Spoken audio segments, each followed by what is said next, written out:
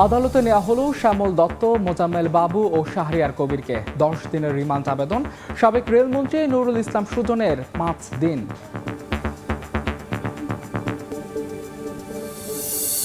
পোশাক খাতে অস্থিরতায় ভারত সহ প্রতিযোগী দেশে চলে যাচ্ছে বিদেশি অর্ডার। দিল্লির সুতা নির্ভরতায় নতুন সংকট। ভুল কৌশলে বাংলাদেশের বাজার হারানোর শঙ্কা। ফ্যান আছে একটা ভালো, ওইটা ভালো না। রাতের বেলা যদি বিআরটিসিটা অ্যাভেলেবেল হয় তাহলে সুবিধা হয় আর কি। সারাদিন যে পরিমাণে থাকে সন্ধ্যার পরে ওরকম পাওয়া যায়। গতির শহর ঢাকায় খুঁড়িয়ে চলছে বিআরটিসি। যাত্রীর তুলনায় বাড়েনি বাস। সেবার মান নিয়েও অভিযোগের পাহাড়। বহরে থাকা গাড়ি সচল করে বিভিন্ন রুটে দেওয়ার পরামর্শ। সময় সংবাদের সঙ্গে আছে আমি মাহাদ ইসলাম ধ্রুব। আদালতে নেওয়া হয়েছে সাংবাদিক শ্যামল দত্ত, মোজাম্মেল বাবু ও ঘাতক দালাল নির্মূল কমিটির সভাপতি শাহরিয়ার কবিরকে। আলাদা হত্যা মামলায় তাদের প্রত্যেকের 10 দিন করে রিমান্ড আবেদন করেছে পুলিশ। সকাল 9টার কিছু পর তাদের ঢাকা সিএমএম কোর্টে নেওয়া হয়। এ সময় আদালত প্রাঙ্গণে জোরদার করা হয় নিরাপত্তা ব্যবস্থা। গতকাল ভোরে ময়মনসিংহের সীমান্ত এলাকা থেকে ভারতে যাওয়ার সময় আটক করা হয় সাংবাদিক শ্যামল দত্ত, মোজাম্মেল বাবুকে। এছাড়া গত রাতে বনানীর নিজ বাসা থেকে গ্রেফতার করা হয় একাত্তরের ঘাতক দালাল নির্মূল কমিটির সভাপতি শাহরিয়ার কবিরকে।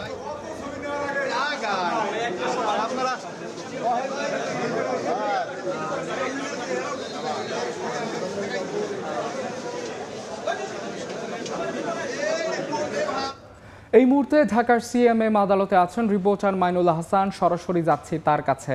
মাইনুল, থানার আলাদা আলাদা দুটি হত্যা মামলায় 2 সাংবাদিক শ্যামল দত্ত এবং মোজাম্মেল বাবুর 10 দিনের রিমান্ড এবং ঘাতক দালাল নির্মূল কমিটির সভাপতি শাহরিয়ার কবিরের কিন্তু 10 দিনের রিমান্ড আবেদন করা হয়েছে। ইতিমধ্যে তারা আদালতে আছেন। কিছুক্ষণের মধ্যে শুনানি অনুষ্ঠিত হবে এবং শুনানি শেষে আদালত তাদের রিমান্ড দেবে কিনা সেই সিদ্ধান্ত নেওয়া হবে। তবে এখন পর্যন্ত তারা আদালতেই আছেন এবং শুনানির শুরু হবে কিছুক্ষণের মধ্যেই। এদিকে আপনারা জানেন গতকাল রাতেই কিন্তু তাদেরকে গ্রেফতার করা হয়।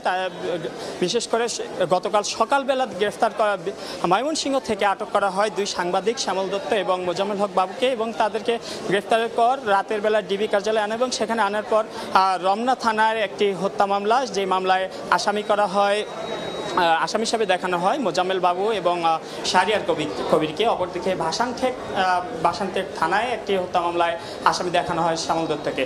এখন কিন্তু তাদের শুনানির চলমান আছে। কিছুক্ষণের মধ্যেই হয়তো আমরা জানতে পারবো তাদের কয়দিনের রিমান্ড দেওয়া হবে। এছাড়া আপনারা জানেন যে গতকাল রাতে কিন্তু শাহরিয়ার কবিরকে গ্রেফতার করা হয় তার বনানীর বাসা থেকে এবং তাদের সাথে আরও একজন সাবেক মন্ত্রীকেও গ্রেফতার করা হয় এবং তাদের কিন্তু রিমান্ড আবেদন করা হয়েছে ইতিমধ্যে। আপনারা হয়তো কিছুক্ষণের মধ্যেই সেই আপডেটও জানতে পারবেন কার কতদিনের রিমান্ড হয়েছে। এছাড়া আমরা দেখেছি যে রিমান্ড শেষে আব্দুল্লাহ কাফি যে আশুলিয়া থানায় ছাত্র জনতাকে হত্যা করে পুড়িয়ে যে লাশ পোড়ানোর যে ঘটনায় অভিযুক্ত সেই আব্দুল্লাহ কাফিকেও কিন্তু রিমান্ড শেষে।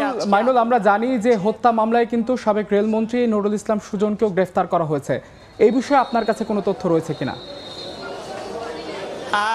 ধ্রুব, সুজনকে গতকাল রাতে শ্যামলীর একটি হাসপাতাল থেকে গ্রেফতার করা হয় এবং গ্রেফতারের পর তাকে যাত্রাবাড়ি থানার একটি মামলায় গ্রেফতার দেখানো হয় এবং সেই মামলায় ইতোমধ্যেই পুলিশ তার কিন্তু 5 দিনের রিমান্ড আবেদন করেছে এবং এই 5 দিনের রিমান্ড আবেদনের শুনানি হয়তো কিছুক্ষণ পরেও অনুষ্ঠিত হবে। তাকে এখনও আদালতে আনা হয়নি। আদালতে আনা হলে তার শুনানি হবে এবং তখন আমরা জানাতে পারবো যে তিনি আসলে কত দিনের রিমান্ড পেতে পারেন। যেহেতু তিনি অসুস্থ, আইনজীবীদের সাথে কথা বলেছি, তারা বলেছেন যে তারা রিমান্ড বাতিল চেয়ে আবেদন করবেন এবং রিমান্ড বাতিল চেয়ে আবেদন করার অপরপক্ষে আমরা যে রাষ্ট্রপক্ষের যারা তারা বলেছেন যেহেতু তিনি সরকারের একজন গুরুত্বপূর্ণ মন্ত্রী ছিলেন সেহেতু তার রিমান্ড নিয়ে গুরুত্বপূর্ণ তথ্য তার কাছে পাওয়া যেতে পারে।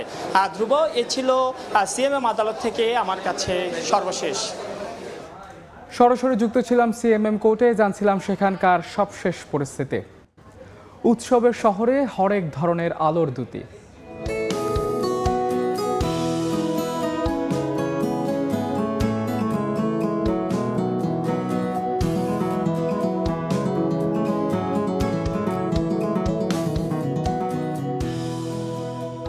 চীনে আয়োজিত জমকালো লণ্ঠন প্রদর্শনী দেখতে চোখ রাখুন সংবাদের শেষাংশে।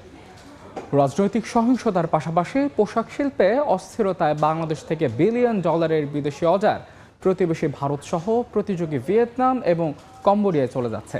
এই অবস্থায় বড়দিন উপলক্ষে তৈরি পোশাকের অর্ডার থেকে বঞ্চিত হচ্ছেন ব্যবসায়ীরা। এই অবস্থায় হারানো সুনাম পুনরুদ্ধারে অন্তর্বর্তী সরকারকে পদক্ষেপ নেওয়ার আহ্বান বিজিএমইএ এর।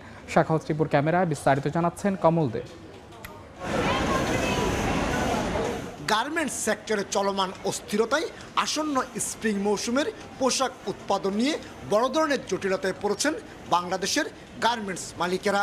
খ্রিস্টান ধর্মাবলম্বীদের বড়দিন উপলক্ষে প্রতি বছরই বাংলাদেশ স্প্রিং মৌসুমের 10 থেকে 12 বিলিয়ন মার্কিন ডলারের অর্ডার পেয়ে থাকে। শার্ট, প্যান্ট, কোট, জ্যাকেটের মতো সব ধরনের ফ্যাশনেবল আইটেম তৈরি হয় এই মৌসুমে। আর নভেম্বরের মধ্যে উৎপাদন শেষ করে পৌঁছাতে হয় বিদেশি বায়ারদের কাছে। কিন্তু সাম্প্রতিক সময়ে দেশের বিভিন্ন স্থানে পরিকল্পিতভাবে তৈরি করা সংকটে অর্ডার অনেকটা কমে গেছে। এইসব অর্ডার ভারতসহ আর কয়েকটি দেশে চলে যাচ্ছে বলে অভিযোগ গার্মেন্টস ব্যবসায়ীদের। লেট স্প্রিং, হলিডে এবং ফলের অর্ডারে আমরা দেখতে পাচ্ছি আশানুরূপ অর্ডার আমরা পাচ্ছি না, এবং এই অর্ডারগুলো আমাদের পার্শ্ববর্তী দেশ সহ আমাদের যে কম্পিটিটর দেশগুলো আছে ওখানে চলে যাচ্ছে। বিজিএমইএর তথ্য অনুযায়ী চলতি বছরের প্রথম 8 মাসে তৈরি পোশাক খাতে রপ্তানি আয় হয়েছে 25.26 বিলিয়ন মার্কিন ডলার। মে মাসে রেকর্ড 3.5 বিলিয়ন মার্কিন ডলার পণ্য রপ্তানি হলো। রাজনৈতিক অস্থিরতার কারণে পরের মাস থেকে ক্রমশ রপ্তানি কমেছে। শুধু স্প্রিং মৌসুম নয়, ডিসেম্বর থেকে মার্চ পর্যন্ত চলা ফল মৌসুমের অর্ডার নিয়েও শঙ্কা তৈরি হয়েছে। কিভাবে এটাকে ফেরত আনবো এটা ডিপেন্ড করবে আমাদের বর্তমান সরকারের ভাবমূর্তি এবং ওনাদের অবস্থানের উপরে। প্রতি বছরই 50 বিলিয়ন মার্কিন ডলারের পণ্য রপ্তানির লক্ষ্যমাত্রা থাকলেও কখনো তা সফল হতে পারেনি বিজিএমইএ। এক্ষেত্রে 42 থেকে 47 বিলিয়ন মার্কিন ডলারে সীমাবদ্ধ থাকছে। তবে চলতি বছর ইমেজ সংকটের কারণে রপ্তানি আয় আরও কমে যাওয়ায় অন্তর্বর্তীকালীন সরকারের সহায়তা চেয়েছে তারা।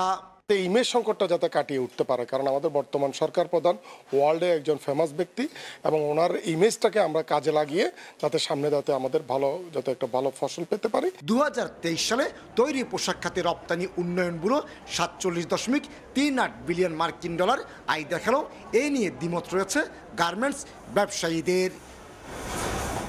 আবার সেপ্টেম্বরে এসে শুরু হয়েছে অস্থিরতা। এই অস্থিরতা কাটানো না গেলে পুরো বছরের যে প্রবৃদ্ধি তা ধরে রাখা যাবে না, এমনটি বলছেন গার্মেন্টস ব্যবসায়ীরা। চট্টগ্রামের বায়েজিদ শিল্পাঞ্চল থেকে কমল দে, সময় সংবাদ। শ্রমিক অসন্তোষের মুখে যখন ভাবমূর্তি সংকটে দেশের তৈরি পোশাক শিল্প, তখন আবার দুঃসংবাদ দিচ্ছেন তাদের কাছে সুতা সরবরাহকারী উদ্যোক্তারা। তারা বলছেন কম দামে সুতা কিনতে ভারতমুখী হয়েছেন অনেক মালিক। এজন্য ভুল বাণিজ্য কৌশলকে দায়ী করছেন বিটিএমএ। আর অর্থনীতিবিদরা বলছেন কাঁচা মালের বিদেশ নির্ভরতা তৈরি পোশাকের বিশ্ব বাজার থেকে ছিটকে ফেলতে পারে বাংলাদেশকে। কামরুল হাসান সবুজের রিপোর্ট। গত 2-3 মাসে 1000 টনের মতো সুতা আমি ইন্ডিয়া থেকে আমি নেগোসিয়েশন করেছি। বিগত দিনগুলিতে কিন্তু আমি বাংলাদেশ থেকে নিতাম। বার্তা পরিষ্কার। রপ্তানিমুখী তৈরি পোশাক কারখানায় সাশ্রয়ী মূল্যের সুতার যোগান নিশ্চিতে ভারতের দিকে ঝুঁকছেন উদ্যোক্তারা। প্রশ্ন হলো, যখন চাপ বাড়ছে কম সময়ের মধ্যে পণ্য সরবরাহের, তখন ঝুঁকি নিয়ে হলেও দেশীয় প্রতিষ্ঠান ছেড়ে সুতার জন্য কেন বিদেশমুখী হচ্ছেন তারা? বাংলাদেশের সুতার দাম এই মুহূর্তে $3.30 পার কেজি। ইন্ডিয়া থেকে আমি গত সপ্তাহে এলসি করছি $2.77। ডিফারেন্স কত হলো? প্রায় 50-52-53 সেন্টের মতো। বিদেশ থেকে কম দামে সুতা কিনে তৈরি পোশাক শিল্প মালিকরা লাভবান হলেও তা বড় ধরনের ক্ষতির মুখে ঠেলে দিচ্ছে দেশের সুতাকল মালিকদের। এমনকি দিন দিন কারখানা বন্ধের সংখ্যা বাড়ছে বলেও দাবি বাংলাদেশ টেক্সটাইল মিলস অ্যাসোসিয়েশন বিটিএমই এর। মিলগুলো যদি চলতে না পারে, মিলগুলো যদি ঠিক মতন বেতন ভাতা দিতে না পারে, এটা তো দায় দায়িত্ব একটা মালিকের না, এটা তো তার অদক্ষতার কারণে হয় নাই।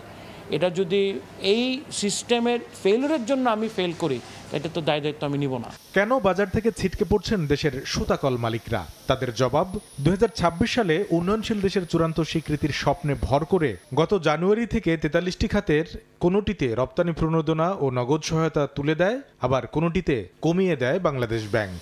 সেই সঙ্গে জ্বালানি সংকটে সক্ষমতার অর্ধেক বন্ধ রাখায় বেড়ে যাচ্ছে সুতার উৎপাদন খরচ, আর এই সবই প্রতিযোগিতার বাইরে ঠেলে দিচ্ছে তাদের। ওরা যেভাবে ওদের কস্টিং করে, সে যদি তার কস্ট প্রাইসে বা বিলো কস্ট প্রাইসেও যদি আমাকে পণ্য দেয়, তারপরে কিন্তু তার ইনসেন্টিভ আছে। সো ইনসেন্টিভসটাকে ধরে সে উল্টা কস্টিং করতেছে। তার যেসব পলিসি বেনিফিট আছে সেগুলো ধরে সে যে সুতার কস্টিং বা কাপড়ের কস্টিংটা করে সেটা আমার চেয়ে অনেক বেটার। অর্থনীতিবিদরা বলছেন সুতার মতো কাঁচামালের বিদেশ নির্ভরতা দিন শেষে হুমকির মুখে ফেলতে পারে দেশের প্রধান রপ্তানি খাত তৈরি পোশাক শিল্পকে। নীতির কারণে এই আমাদের তৈরি পণ্যের দামটা বাড়ে বা বেশি হয় এবং এটার কারণেই যদি আমাদের আর্মিজি সেক্টরে আমাদের সুতাটাকে ব্যবহার করতে না পারে তাহলে এটা অত্যন্ত দুঃখজনক। আমি মনে করি যে এখানে আসলে সমাধান একটাই, সেটা হলো যে আমাদের এই সুতার দামটা যাতে কম থাকে এটার জন্য ইনসেন্টিভ দেওয়া। আর এই ইনসেন্টিভ দেওয়া মানে আসলে একটা বিনিয়োগ। প্রতিযোগিতার বিশ্ববাজারকে আমলে নিয়ে দ্রুত বাণিজ্য নীতি কৌশল পরিবর্তনের তাগিদও তাদের। কিন্তু আমাদের এই কামরুল হাসান সবুজ, সময় সংবাদ, ঢাকা। গতিশীলতার ঢাকা নগরীতে এখনও মন্থর গতিতে চলছে রাষ্ট্রায়ত্ত গণপরিবহন প্রতিষ্ঠান বিআরটিসি। যদিও সময়ের সঙ্গে পাল্লা দিয়ে বেড়েই চলেছে যাত্রীর চাপ, সেই তুলনায় বিআরটিসির বাস যেন থেকেও নেই। অভিযোগ আছে নাগরিকদের সেবা দিতে ব্যর্থ সরকারি প্রতিষ্ঠানটি, আর তাই বিআরটিসিকে ঢেলে সাজানোর পরামর্শ যোগাযোগ বিশেষজ্ঞদের। আল কাসিরের রিপোর্ট।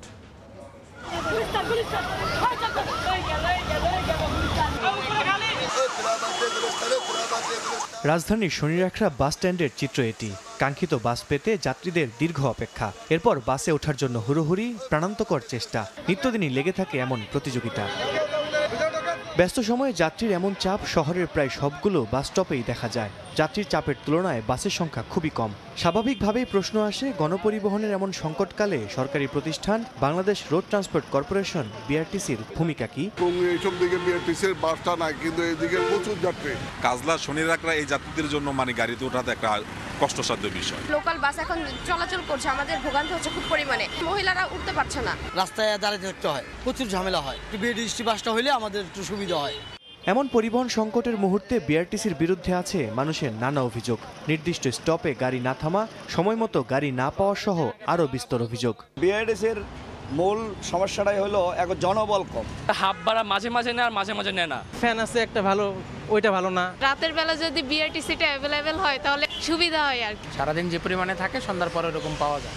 বিআরটিসির তথ্য বলছে, ঢাকা মহানগরীর 39টি রুটে সংস্থাটির সচল বাসের সংখ্যা 409টি। বিভিন্ন শিক্ষা প্রতিষ্ঠানে ভাড়ায় আছে 121টি। স্টাফ বাস হিসেবে চলছে 233টি, মেরামতের জন্য 62টি, আর অচল অবস্থায় ডিপোতে আছে 12টি বাস। একেবারেই সীমিত গাড়ি, কিন্তু বিআরটিসির প্রতি মানুষের চাহিদা অনেক বেড়ে গেছে। একসময় বিআরটিসি তো আপনি 32 কোটি টাকা ইনকাম, তার মানে আর এখন 52 কোটি টাকা, তার মানে যাত্রীর সংখ্যা অলমোস্ট অনেক বেড়েছে। বিপর্যয় কাটিয়ে ঘুরে দাঁড়াচ্ছে বিআরটিসি। 2023-24 অর্থ বছরে সরকারি এই প্রতিষ্ঠানটি লাভ করেছে 25 কোটি 4 লাখ টাকা, আর 2022-23 অর্থ বছরে তাদের লাভের পরিমাণ ছিল 47 কোটি 71 লাখ টাকা। দুর্নীতির বিরুদ্ধে জিরো টলারেন্স নীতিতে থেকে বিআরটিসিকে আরও গতিশীল করার আশ্বাস দিলেন বর্তমান চেয়ারম্যান। বহরে থাকা গাড়িগুলো সচল করে ঋণ পরিশোধ সক্ষমতা বৃদ্ধি করাই বড় চ্যালেঞ্জ বলছেন তিনি। কোনো গাড়ি হারাইতে দেওয়া যাবে না। আমার একটা স্লোগান আছে, গাড়ি বসার আগে ম্যানেজার বসে যাবে। নতুন করে যে গাড়িগুলো যে যুগ হওয়ার কথা সেগুলোকে আমরা যেন যথাসময়ে যেন আমরা পাইতে পারি, তাইলে বিআরটিসি আরও অনেক দূর এগিয়ে যাবে। তো আমার চ্যালেঞ্জ হলো যে একবারে দুর্নীতিমুক্ত বিআরটিসি করা। যাত্রী সেবা উন্নয়নে বিআরটিসিকে ঢেলে সাজানোর পরামর্শ দিচ্ছেন যোগাযোগ বিশেষজ্ঞরা। বলছেন, নাগরিক সেবা প্রদানে বিআরটিসিকে জোর দিতে হবে অপারেশনস বিভাগে। বিআরটিসির যে অনিয়ম অব্যবস্থাপনা, এটা অনেকটা ডিপ রুটেড আমি বলবো। নাগরিক সেবা দেওয়ার জন্য অপারেশন প্ল্যান লাগে। আমি মনে করি তাদের এই অপারেশন প্ল্যানটা আসলে পরিপক্ক না। বিআরটিসির দায়িত্বে যারা আছে এবং টপ ম্যানেজমেন্ট, সেখানে আসলে গণপরিবহন কিভাবে পরিচালনা করতে বুঝেন, এই ধরনের লোককে কিন্তু আনতে হবে। মেট্রো রেলের সুবাদে যেখানে এক প্রান্ত থেকে অন্য প্রান্তে ছুটছে মানুষ, সেখানে এখনও খুঁড়িয়ে চলছে লাল বাস। তবে বহরে নতুন 340টি সিএনজি চালিত এসি বাস যুক্ত হলে ফিরতে পারে গতি। আল কাসির, সময় সংবাদ, ঢাকা। রংপুরে সরকারি খাদ্য গুদাম থেকে কোটি টাকার চাল, গম গায়েব। হদিস নেই ৯,৫৪৪টি খালি বস্তা। তদন্তে দুর্নীতির প্রমাণ পেয়েছে 5 সদস্যের কমিটি। এই ঘটনায় উপজেলা ভারপ্রাপ্ত খাদ্য কর্মকর্তা সহ 3 জনের বিরুদ্ধে মামলাও হয়েছে। শাকিল মাহমুদের ক্যামেরায় আব্দুর রশিদ জীবনের রিপোর্ট। মানে আমাদের বস্তাগুলো যেভাবে থাকার কথা, কিছু কিছু খামালে বস্তাগুলো খাড়া করে রাখে, উপরে বস্তা ঢালে মধ্যে গ্যাপ সৃষ্টি করা হয়েছে। রক্ষকই যখন ভক্ষক, যার দায়িত্ব ছিল উপজেলা খাদ্য গুদাম সংরক্ষণের, তিনি লাপাত্তা করেছেন প্রায় 145 মেট্রিক টন চাল ও গম। রংপুর সদর উপজেলা খাদ্য গুদামের ভারপ্রাপ্ত কর্মকর্তা কানিস ফাতেমাকে কুড়িগ্রামে বদলি করে তার জায়গায় দায়িত্ব দেয়া হয় নুরুন নবী বাবুকে। তবে দীর্ঘদিনেও দায়িত্ব বুঝিয়ে না দিয়ে কালক্ষেপণ করতে থাকেন কানিস ফাতেমা। এরপরেই তার বিরুদ্ধে 5 সদস্যের তদন্ত কমিটি গঠন করে জেলা খাদ্য অফিস। 12 সেপ্টেম্বর তদন্ত কমিটি জেলা খাদ্য নিয়ন্ত্রকের কাছে প্রতিবেদন জমা দেয়। প্রতিবেদনে বলা হয় গুদামে প্রায় 145 মেট্রিক টন চাল ও গম ঘাটতি রয়েছে। একই সঙ্গে হদিশ নেই 9544টি খালি বস্তার। উধাও হওয়া চাল, গম ও খালি বস্তার বাজার মূল্য প্রায় 1,85,00,000 টাকা। ওসিএলএসডি ওনার সঙ্গে একজন নিরাপত্তা প্রহরী এবং লেবার সর্দারকে আমরা মনে করতেছি যে এইগুলোর সাথে জড়িত। এ ঘটনায় সদর উপজেলা খাদ্য গুদামের ভারপ্রাপ্ত কর্মকর্তা কানিস ফাতেমা, নিরাপত্তা প্রহরী চঞ্চল ও শ্রমিক সর্দার রবিউলকে আসামি করে রংপুর কোতোয়ালি থানায় একটি মামলা করা হয়েছে। এছাড়া ভারপ্রাপ্ত কর্মকর্তা কানিস ফাতেমাকে বরখাস্ত করেছে খাদ্য অফিস। তবে শ্রমিক সর্দার রবিউলের দাবি, উধাও হওয়া খাদ্যশস্য গুদামে ঢুকানোই হয়নি। খাতা কলমে দুর্নীতি করেছে কানিস ফাতেমা। মিলারের মাল আছে 2 গাড়ি, এখন ওখানে যদি আপনি 4 গাড়ির বিল দেন, ওটা কি লেবার দেখা জানবে? ওইভাবে ওরা বিল করি নিয়েছে। 3 জনের বিরুদ্ধে মামলা করা হয়েছে এবং আপাতত ধারণা করা হচ্ছে যে 3 জনই জড়িত এবং পরবর্তীতে যদি মনে হয় দুদক এসে তদন্ত করবে এবং সেখানে যদি আরও তথ্য উপাত্ত উঠে আসে তো সেই অনুযায়ী তারা ব্যবস্থা নেবে। দীর্ঘদিন বিচারহীনতার কারণে এই সিন্ডিকেট শক্তিশালী হয়ে উঠেছে বলে মনে করেন কৃষক নেতা। আমরা মনে করি যে আসলে এখানে শুধুমাত্র 3 জন ব্যক্তি জড়িত নেই, উপর থেকে নিচ পর্যন্ত এখানে অনেকেই জড়িত রয়েছে। সুষ্ঠু তদন্ত সাপেক্ষে এর সাথে যারা জড়িত রয়েছে তাদেরকে চিহ্নিত করে আইনের আওতায় নিয়ে আসতে হবে। সরকারি খাদ্য গুদামের চাল, গম আত্মসাতের ঘটনায় জড়িতদের বিরুদ্ধে আইন অনুযায়ী ব্যবস্থা নেওয়ার কথা জানিয়েছে খাদ্য বিভাগ। আব্দুর রশিদ জীবন, সময় সংবাদ, রংপুর।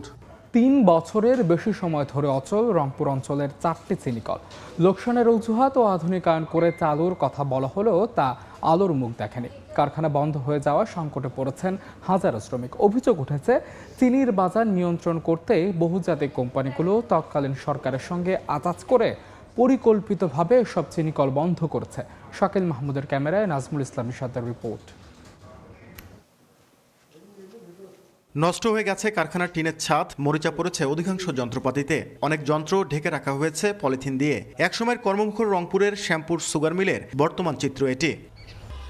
বাইরের ছবি আরো ভয়াবহ। পুরো কারখানাকে আবৃত করে রেখেছে ঝোপঝাড় জঙ্গলে। অলস পড়ে থাকতে থাকতে নষ্টের পথে অসংখ্য যানবাহন। যে কজন কারখানার দেখভালের দায়িত্বে আছেন তাদেরও বেতন বন্ধ 5 মাস ধরে। অথচ 60-এর দশকে গড়ে ওঠা সব কারখানাই উত্তরাঞ্চলের অর্থনীতির বড় শক্তি ছিল। ওয়ার্কশপের কতগুলো জিনিস, ইলেকট্রিকের জিনিস, এগুলা দীর্ঘদিন থেকে বন্ধ হওয়া থাকাতে এগুলা নষ্ট হওয়ার পথে চলছে। এখানে আমরা সিকিউরিটি গার্ড 33 জনের মতন আছি, অন্য স্টাফ মিলি 50 জনের মতন। হ্যাঁ, তাতে আমরা সিকিউরিটি গার্ডেরা খুব কষ্টের মধ্যে আছি। আমাদেরকে যত তাড়াতাড়ি এই বেতনটা পরিশোধ করলে ভালো হয়। 2020 সালে শ্যামপুর সুগার মিলের মতো লোকসানের অজুহাত দেখিয়ে রংপুর বিভাগের 4টি সুগার মিল বন্ধ করে দেয়া হয়। বলা হয়েছিল আধুনিকায়নের মধ্য দিয়ে এসব মিল পুনরায় চালু করা হবে। কিন্তু দীর্ঘ সময় পেরিয়ে গেলেও একসময় এই অঞ্চলের অর্থনীতিতে অবদান রাখা এসব সুগার মিল চালুর কোনো উদ্যোগ নেওয়া হয়নি।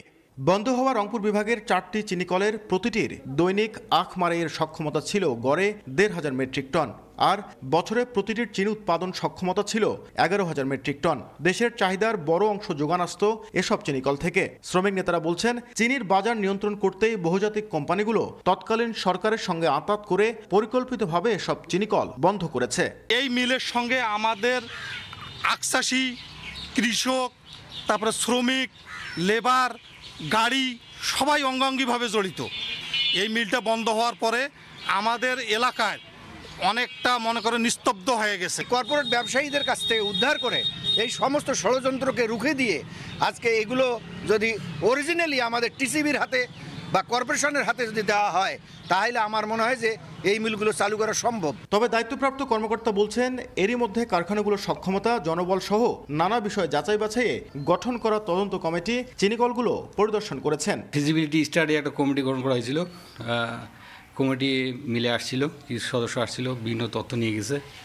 আর আশা করতেছি এটা একটা উদ্যোগ পজিটিভ হলে ইনশাল্লাহ চালু হবে বলে আশা করতেছি। রংপুর বিভাগের 4টি চিনিকলের শ্রমিকের সংখ্যা ছিল প্রায় 1 লাখ। নাজমুল ইসলাম নিশাত, সময় সংবাদ, রংপুর। দীর্ঘদিন সংস্কার না হওয়ায় বেহাল দশা নীলফামারীর সৈয়দপুর পৌর বাস টার্মিনালে। সামান্য বৃষ্টিতে তৈরি হয় জলাবদ্ধতা। এতে ভোগান্তিতে পড়েন যাত্রী পরিবহন শ্রমিকরা। এছাড়া পরিত্যক্ত অবস্থায় পড়ে আছে ভবন। শীঘ্রই টার্মিনালটি আধুনিকায়নের আশ্বাস সংশ্লিষ্টদের। মোহাম্মদ সোহেলের ছবিতে শাকির হোসেন বাদলের রিপোর্ট। চারিদিকে খানাখন্দ, বৃষ্টিতে সৃষ্টি হয়েছে জলাবদ্ধতা।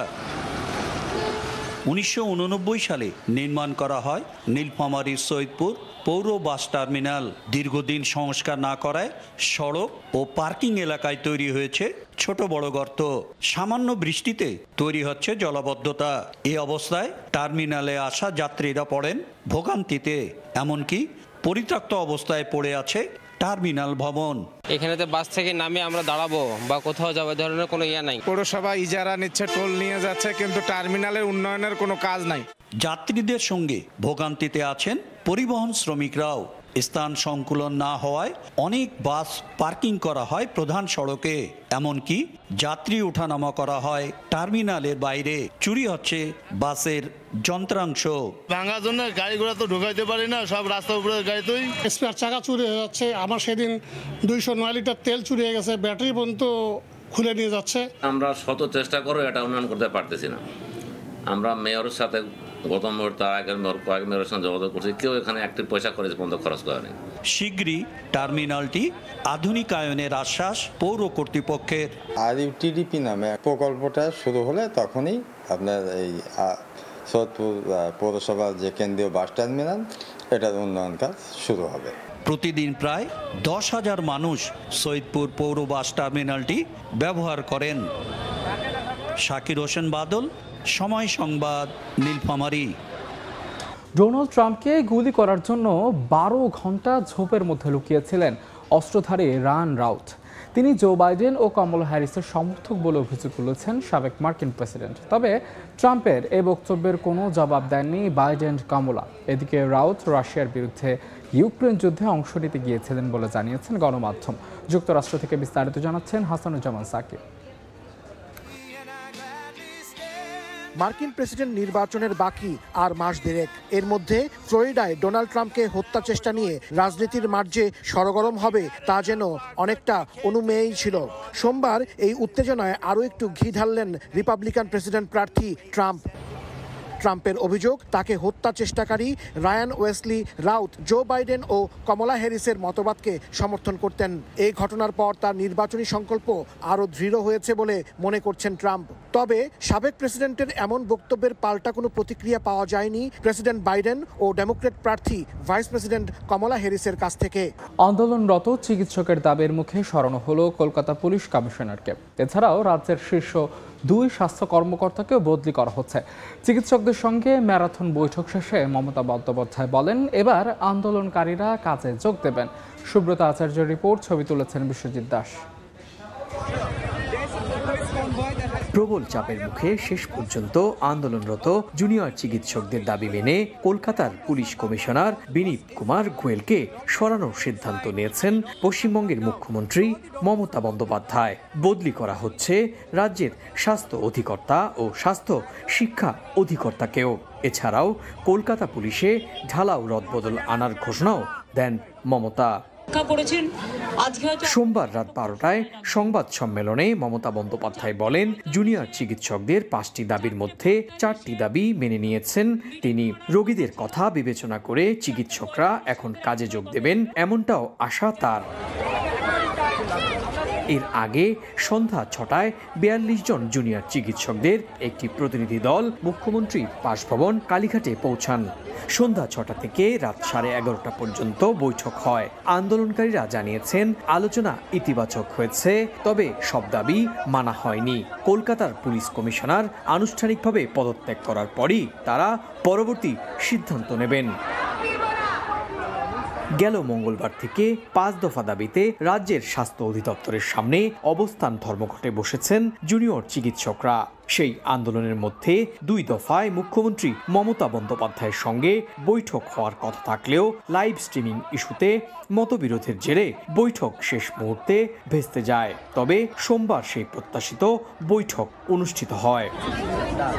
এদিকে আন্দোলনরত চিকিৎসকরা ধর্ষণ ও হত্যার শিকার ভুক্তভোগীর স্মরণে বিনামূল্যে চিকিৎসা সেবা দিচ্ছেন। অন্যদিকে জুনিয়র চিকিৎসকরা যখন আন্দোলনে পথে রয়েছেন, ঠিক তখনই রাজ্যের শাসক দলের পক্ষ থেকে বিচারের দাবিতে পথে নামেন একদল বুদ্ধিজীবী। এদিন সল্টলেকের করুণাময়ী বাস স্ট্যান্ডের সামনে পথসভা থেকেই বিচারের দাবি তোলা হয়। 9 আগস্ট রাতের ডিউটির সময় নারী চিকিৎসককে ধর্ষণ ও খুনের ঘটনায় উত্তাল হয়ে ওঠে গোটা ভারত। তীব্র চাপের মুখে পড়ে পশ্চিমবঙ্গ রাজ্য সরকার। স্বাস্থ্য ও পুলিশ দপ্তরের দায়িত্ব থাকায় দাবি ওঠে মমতা বন্দ্যোপাধ্যায়ের পদত্যাগেরও। সুব্রত আচার্য, সময় সংবাদ, পশ্চিমবঙ্গ, ভারত। এবার চীনে লণ্ঠন উৎসবের খবর। চীনের হাজার হাজার মানুষ মধ্য শরৎ উৎসবের প্রথম দিনটি উদযাপন করছে। এ উপলক্ষে বেইজিং এবং হুনান প্রদেশ সহ বিভিন্ন স্থানে আয়োজন করা হয় লণ্ঠন ও ঐতিহ্যবাহী শিল্পকলা প্রদর্শনী, যা মুগ্ধ করছে দর্শকদের। বেইজিংয়ের লণ্ঠন প্রদর্শনী যেন এক আলোর জাদুকরী মেলা। 200টির বেশি আলোকসজ্জার সেটে সাজানো হয়েছে পুরো এলাকা, যেখানে আধুনিক প্রযুক্তির সাথে মিশে আছে চীনের প্রাচীন ঐতিহ্যের সুর। বিভিন্ন রঙের আলোর বিচ্ছরণে পুরো আকাশ যেন আলোকিত হয়ে উঠেছে, আর সেই আলোর দুনিয়ায় মুগ্ধ হয়ে হাঁটছেন দর্শনার্থীরা। চীনা চন্দ্র ক্যালেন্ডারের 8ম মাসের 15তম দিনে এই উৎসব পালিত হয়। এটি এই বছরের 17 সেপ্টেম্বর পালিত হবে। এই 3 দিনের ছুটিতে দেশটির বাসিন্দারা লণ্ঠন প্রদর্শনী, সংস্কৃতি অনুষ্ঠান, চাঁদ দেখা ও ঐতিহ্যবাহী মুন কেক খেয়ে উদযাপন করেন। হুনান প্রদেশের চাংশা শহরে অনুষ্ঠিত ছায়া নাটক এবং নারীদের জন্য প্রাচীনকালে তৈরি বিশেষ ভাষা নুশুর প্রদর্শনী ছিল এক অনন্য অভিজ্ঞতা। পর্যটকরা নুশু ভাষার পাশাপাশি ঐতিহ্যবাহী হস্তশিল্প তৈরির সুযোগও পেয়েছে। এটি আমার প্রথমবারের মতো এত বড় লণ্ঠন প্রদর্শনী দেখার অভিজ্ঞতা। আমি সত্যিই মুগ্ধ। এখানে শুধু প্রযুক্তির আধুনিক দিকই নয়, চীনা ঐতিহ্যেরও ছোঁয়া রয়েছে। এছাড়া জিঙ্গাং প্রাচীন শহরে চলছিল চীনের ঐতিহ্যবাহী ফুলের ড্রাম অপেরা ও বিয়ানলিয়ান পারফরম্যান্স। নদীর তীরে এই মনোমুগ্ধকর প্রদর্শনী চলাকালীন পর্যটকরা নৌ ভ্রমণের মাধ্যমে প্রাচীন ও আধুনিক চীনা সংস্কৃতির এক অপূর্ব মেলবন্ধন উপভোগ করেন। ইয়াসিন মোহাম্মদ জিসান, সময় সংবাদ। এ পর্যায়ে শীর্ষ সংবাদগুলো জানিয়ে দিচ্ছে আরেকবার। আলাদা হত্যা মামলায় শ্যামল দত্ত, মোজাম্মেল বাবু ও শাহরিয়ার কবির 7 দিন করে রিমান্ডে। সাবেক রেলমন্ত্রী নুরুল ইসলাম সুজনের 5 দিনের আবেদন।